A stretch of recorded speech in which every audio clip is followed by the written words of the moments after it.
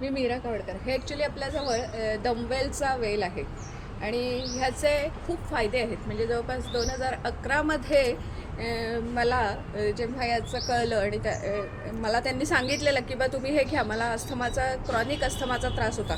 त्यांनी मला सांगितलं की रोज एक पान सकाळी खायचं आणि असं 40 दिवस खायचं.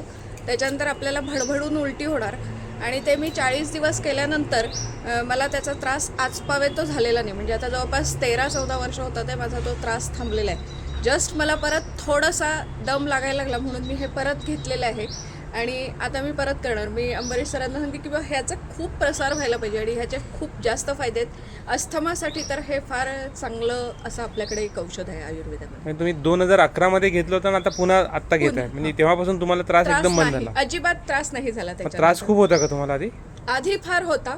आधी मला म्हणजे जेव्हा दिवाळीचे फटाके फुटतात किंवा ज्यावेळेस वेदर चेंज होतं त्यावेळेस मला श्वासच घेता यायचा नाही आणि मग त्यामुळे मी अगदी स्ट्रेट बसायची. म्हणजे मला आडवं झोपता पण यायचं नाही, इतका माझा तो त्रास असायचा दिवाळीमध्ये. तर तो जो सगळा धूर असतो त्या याने.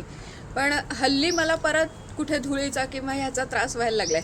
तर तो आता ह्यानी मी परत सुरू केलं की कमी होणार, ह्याची 100% मला खात्री आहे. पण उलटीमुळे काही तुम्हाला त्रास नाही? उलटीमुळे काही नाही. आणि हे पान खाताना सकाळी उठल्यानंतर उपाशी पोटी फक्त एक पान खायचं.